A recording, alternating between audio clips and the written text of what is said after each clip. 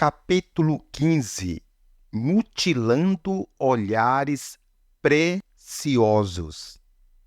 Ouvistes que foi dito, não adulterarás. Eu, porém, vos digo, qualquer que olhar para uma mulher com intenção impura, no coração já adulterou com ela. Mateus 5, 27 e 28. O raciocínio é o mesmo que para o caso do assassinato. Da mesma forma como o crime não começa com uma arma em punho, e sim com uma projeção maliciosa na mente, o adultério não inicia na cama, mas na cobiça fecundada mentalmente. É, na maioria das vezes, consequência de uma maquinação meticulosamente programada. Mais uma vez, Jesus está falando de caminhos do sentimento, da fonte de onde podem brotar as coisas boas ou coisas más. Ele não está falando apenas de atos praticados, mas da necessidade que todo ser humano tem de ser transformado interiormente. Se é uma questão de cura da natureza, o adultério não é cometido apenas por aquele que vai para a cama com a mulher alheia, mas também por aquele que projeta e consuma mentalmente a mesma situação. É óbvio que Jesus não está avaliando a gravidade das duas situações. É evidente que somente pensar em possuir a mulher do próximo é menos problemático do que de fato possuí-la. Todavia, do ponto de vista da natureza dos indivíduos, tanto aquele que apenas pensa com olhares impuros, quanto aquele que consuma o ato, são os dois de uma mesma espécie. Dessa maneira, Jesus ataca o mal pela raiz. Condena a utilização do outro como objeto de consumo do prazer, sem compromisso, e vai mais além, condenando a hipocrisia daqueles que adulteram mentalmente e, por serem protegidos por funções religiosas, posições sociais ou outras, se deleitam sem cama e parceira, ou com parceiras que nunca souberam que foram objetos da fantasia deles. A hipocrisia destes consiste no ato de condenação de outros adúlteros, mesmo que mentalmente se vejam no direito às suas masturbações mentais e fantasias sexuais, sem o mínimo de autopunição. Precisamos explicar que olhar com intenção impura não é a mesma coisa que olhar percebendo a beleza ou sentindo atração por alguém do sexo oposto. Não há pecado algum em se perceber a beleza da criação. Podemos ver beleza nas paisagens, dos animais, em homens e mulheres. Sentir atração por alguém do sexo oposto é natural. Alimentar o sentimento e usar o outro mentalmente é que é tão pecaminoso quanto o ato praticado. A novidade apresentada por Jesus não deve acentuar nenhum peso de consciência em relação às bênçãos naturais de atração entre pessoas de sexo diferente. A profundidade do ensino de Jesus desnuda a hipocrisia dos escribas e fariseus que não se dão conta de que, mesmo não praticando o adultério, são interiormente tão adúlteros quanto os mais depravados pecadores. A natureza do discípulo o faz diferente, tanto dos que adulteram na prática, quanto daqueles que, protegidos apenas por capas que os escondem, adulteram mentalmente, mais ou tanto quanto os mais explícitos adúlteros.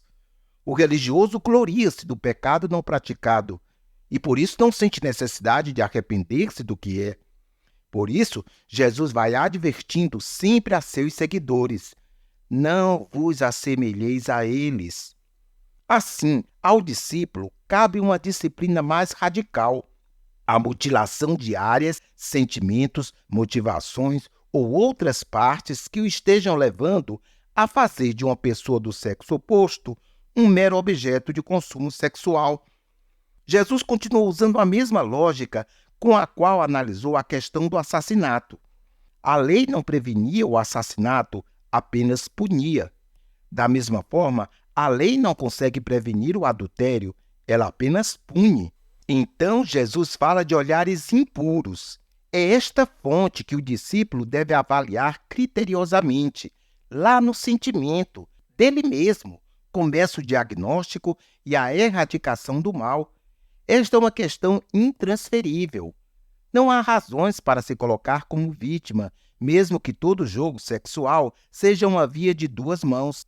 Ninguém adultera porque o outro insinuou. A responsabilidade é exclusivamente do discípulo. Depende dos olhos do discípulo e não da insinuação da outra pessoa. Sendo assim, ao discípulo, Jesus recomenda mutilação radical. Se o teu olho direito te faz tropeçar, arranca-o e lança-o de ti, pois te convém que se perca um dos teus membros e não seja todo o teu corpo lançado no inferno. E se a tua mão direita te faz tropeçar, corta-a e lança-a de ti, pois te convém que se perca um dos teus membros e não vá todo o teu corpo para o inferno. Mateus 5, 29 e 30.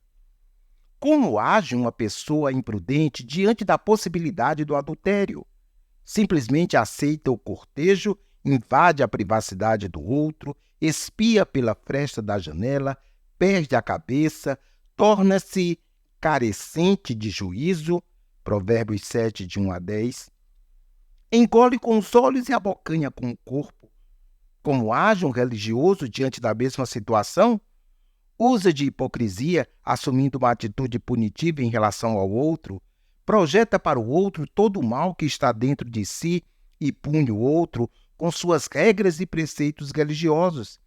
Percebe-se nu por causa do pecado e recorre a roupas para cobrir a vergonha de si mesmo. Como alternativa, tais indivíduos vão criando artifícios que de fato apenas encobrem, mas não erradicam o mal. Estabelecem tamanhos de saias, decotes, formato das roupas femininas, sem se darem conta de que estão justamente procurando encobrir partes do corpo que possivelmente despertam sentimentos eróticos. E é verdade que despertam, especialmente quando encontram seres humanos normais e com motivações da mesma natureza.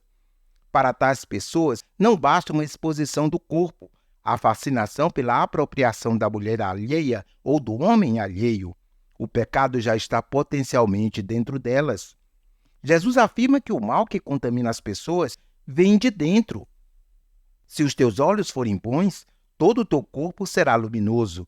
Porém, se os teus olhos forem maus, todo o teu corpo estará em trevas. Logo, não depende exclusivamente de como o outro ou a outra se veste ou insinua seu corpo, mas sim de como estão os olhos do coração de quem olha. Como age então o discípulo de Jesus Cristo? Avaliando suas motivações e valores. E se porventura o olho ou a mão escandalizam, ele os mutila. Não mutila no outro. É assim que fazem os religiosos. O discípulo erradica o mal nele mesmo. Claro que olho e mão são figurativos. Todavia, são figuras que expressam a relevância da mutilação de algo que, mesmo sendo precioso, possa conduzir o discípulo a algum tipo de pecado. No caso específico do texto que estamos refletindo, a recomendação é erradicar algo que, por mais precioso que seja, possa induzir o discípulo ao adultério. Ou seja, é melhor renunciar a um olhar tentador, a um jantar que venha a pôr em risco a integridade de duas vidas, a uma amizade que está no limite da intimidade. Enfim, Jesus está enfatizando que, entre a possibilidade do adultério e a erradicação de alguma coisa preciosa, é mais vantajoso para o discípulo a mutilação desse bem precioso. Há mais uma explicação que convém ressaltar sobre a parte seguinte do Sermão do Monte, que continua tratando da temática do adultério. Conforme o bloco que acabamos de ver, versos 27 a 30, o adultério pode ser evitado quando a pessoa mutila em si mesma a tentação libidinosa pela pessoa errada. O tratamento é interior e preventivo. No texto seguinte, versos 31 e 32, o adultério deve ser evitado, levando-se em consideração aspectos legais. Se não, vejamos. Também foi dito, aquele que repudiar sua mulher, dê-lhe carta de divórcio. Eu, porém, vos digo, qualquer que repudiar sua mulher, exceto em caso de relações sexuais ilícitas, a expõe a tornar-se adúltera. e aquele que casar com a repudiada comete adultério. Mateus 5, 31 e 32. Observemos que Jesus não está falando de divórcio como tema central. Ele está falando de situações que propiciam condições favoráveis ao adultério. Na cultura da época de Jesus, somente a mulher era vista como adúltera. Em nenhuma parte se fala em adúlteros ou prostitutos. Em geral, toda a problemática do adultério era atribuída à mulher. É particularmente interessante que Jesus focaliza no seu discurso 3 situações de adultério, atribuindo ao homem e não à mulher a responsabilidade desse erro. Obviamente, ele não está isentando a mulher, mas tão somente em virtude do contexto, responsabilizando o homem, que em geral era favorecido diante da questão do adultério. O termo de divórcio usado pelos judeus, por exemplo, era sempre aplicado quando um homem encontrasse alguma coisa indecente em sua mulher. Deuteronômio 24, de 1 a 4. Não há nenhum registro bíblico oferecendo o mesmo direito às mulheres. Assim sendo, era muito simples condenar e punir as mulheres, isentando-se cinicamente da mesma responsabilidade. Acredito que a intenção de Jesus era desmascarar o cinismo dos homens religiosos. Como então o homem é responsável pelo adultério? De forma direta, quando olha para uma mulher com intenção impura. Adulterar é tornar impura uma relação de amor. Assim como o ato de matar não se inicia pela eliminação do outro, e sim pelo ódio, pela malícia que assassina a nossa vocação humana dentro de nós mesmos, o adultério é essa manifestação desumana que reduz o desejo numa intenção egoísta.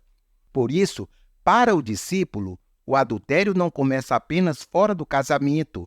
Inicia-se quando até mesmo a motivação matrimonial não é de amor. Quando se vive, mesmo que casado, usando o outro como mero objeto de consumo. Lembremos que Jesus não está tratando de questões legais apenas, e sim motivacionais. Os olhos do coração, vida interior, constituem-se no ponto de partida na santidade do discípulo. A forma como Jesus elabora essa exortação ajuda-nos a desmascarar a intenção impura com que até mesmo Abraão, o pai da fé, e muitos outros olham para as mulheres. Num dado momento, Abraão usa Agar, sua serva, como barriga de aluguel, presumindo que assim se concretizaria a promessa de ser uma grande família. Gênesis 16, 1 a 4. Em outro momento, ofereceu sua esposa Sarai ao faraó do Egito, com o fim de livrar-se de fantasiosas ameaças e risco de vida. Gênesis 12, 10 a 20. Sarai era legalmente a esposa, mas para Abraão tornou-se um mero objeto negociável. Logo, o adultério na vida de Abraão não foi apenas quando liberou Sarai para o governante egípcio ou quando usou Agar como barriga de aluguel. O adultério estava nele mesmo, era a sua concepção impura, seu paradigma interno a respeito das mulheres. O discípulo, à semelhança de Jesus Cristo, há de acolher as samaritanas, mulheres de vida suspeita, as madalenas, carentes de misericórdia. Do mesmo modo, Lídia acolheu Paulo em sua própria casa. Marta e Maria hospedaram Jesus. Homens e mulheres que se entreolharam como amigos e amigas confidentes, seres humanos dignos de amor e amizade confiável. A outra condição é: aquele que repudiar sua mulher, a expõe a tornar-se adúltera. Sem dúvida alguma, qualquer pessoa, tanto o homem quanto a mulher, é responsável pelo pecado que pratica. Mas aqui Jesus está enfocando o fato de que um marido pode tornar-se corresponsável pelo adultério da esposa se por acaso contribuir para que ela se torne vulnerável pelo repúdio que ele, marido, praticar. Jesus está tratando das motivações do coração partindo de 2 conceitos: repúdio e termo de divórcio. Na concepção judaica, o termo de divórcio era aplicado quando havia repúdio e dava direito à mulher contrair um outro casamento. Deuteronômio 24, 2. Logo, o casamento seguinte não era considerado adultério. Jesus está falando do adultério potencialmente possível que é fecundado no espaço em que se manifesta o desprezo. Outra vez, a intenção é preventiva. O alerta vem no sentido de não se vulnerabilizar a esposa ou o marido por causa do repúdio. E, claro, só repudia quem está vazio de amor. E, por último, quem casa com a repudiada comete adultério. É óbvio que a pessoa repudiada e não divorciada, se vier a casar com outra, comete adultério. Mas é relevante o fato de que Jesus está sempre pondo a carga da responsabilidade sobre o homem e não sobre a mulher. Como já dissemos, em virtude do contexto de exploração e utilitarismo que se fazia das mulheres. Assim, o discípulo, para não adulterar, tornar impuro o amor em seu próprio coração, vigia diligentemente as motivações do seu olhar. Olhar para o outro com a graça de Deus é olhar apreciando a dignidade humana, é vislumbrar em reverência o ser humano como santuário habitado pelo Espírito Santo. Se porventura o discípulo olha com intenção impura, ele já não deve avaliar o corpo que percebe, mas sim o coração que se predispõe vulnerável a coisificar alguém. E se numa convivência matrimonial a pessoa envidou todos os esforços de amor para manter a relação e mesmo assim não tem conseguido êxito, o mais recomendável, em última instância, é conceder uma carta de divórcio a fim de que o repudiado, sem carta de divórcio, não fique exposto a cometer adultério.